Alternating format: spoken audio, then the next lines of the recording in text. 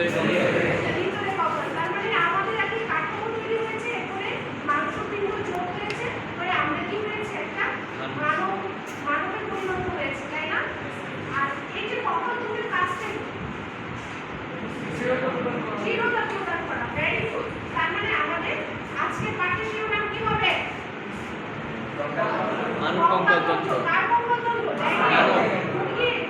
মানুষের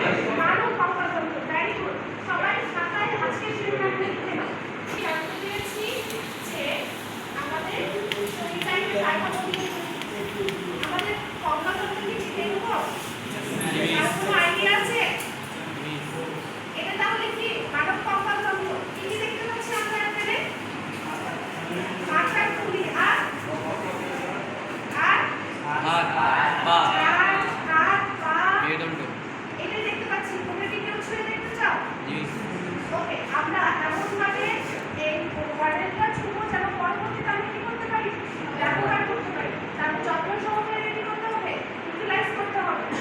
এখান থেকে শুরু করি।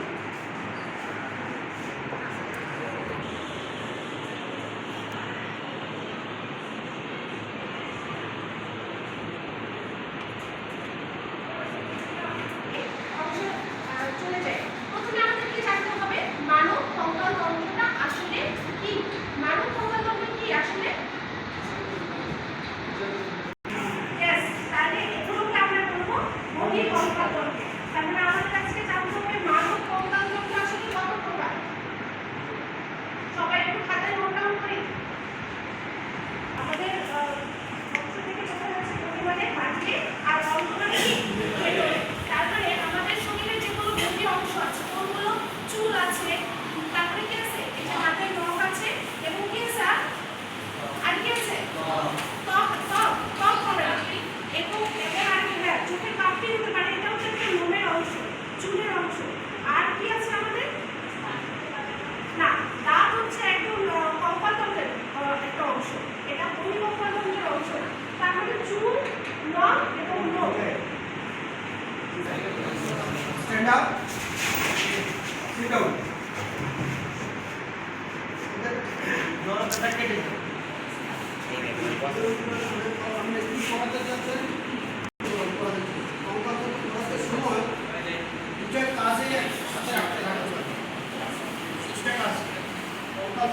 ধরে আপনি যে শিরোনাম টানছেন, এটা অবকাঠামো তৈরি করে অবকাঠামোর ভিতরে একটা বিল্ডিং তৈরি হবে।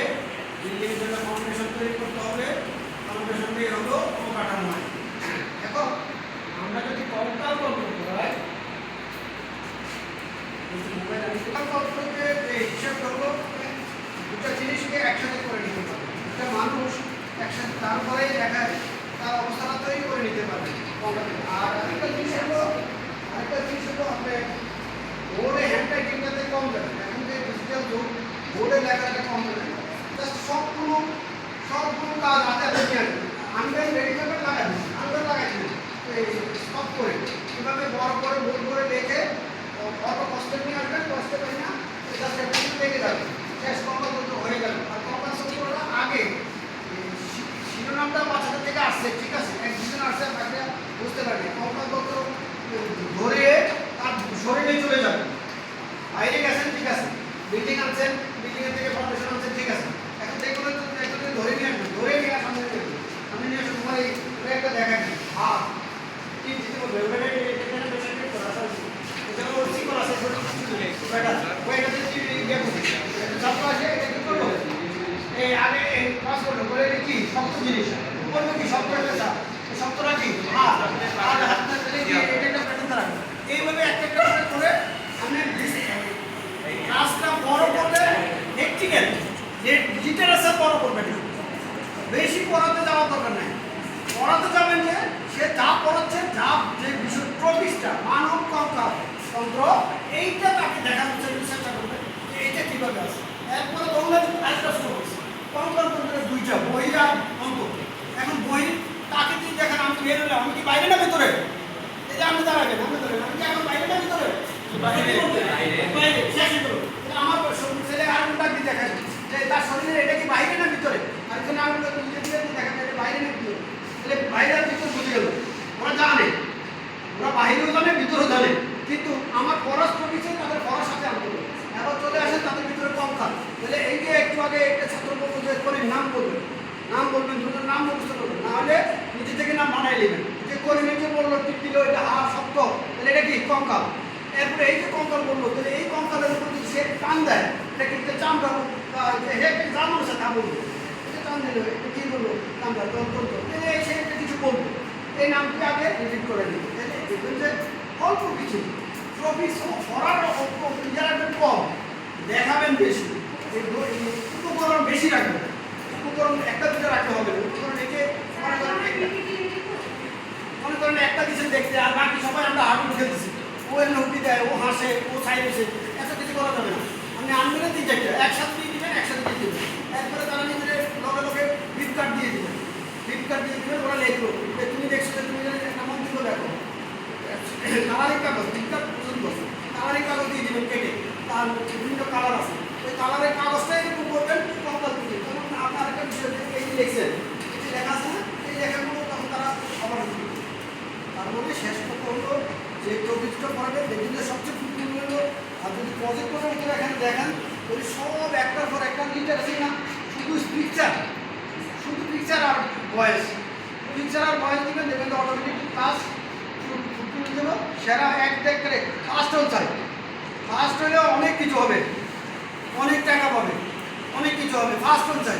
আমি অনেক জায়গায় ফার্স্ট হয়েছি, যদি বলতো আমি আপনার সেকেন্ড বেস হেডমাস্টার করে সেকেন্ড বেসে আমি ফার্স্ট, একদম আমি সেকেন্ড লাস্ট STS সেকেন্ড বেসে ফার্স্ট হয়েছে কোন যাবে, কিন্তু আমার সপ্তম বেসের আমি ফার্স্ট। এটাই আর প্রেজেন্টেশনের ভিতরে মনে রাখতে হবে যে আমি এখানে সেরা ক্লাসটা দেখাবো।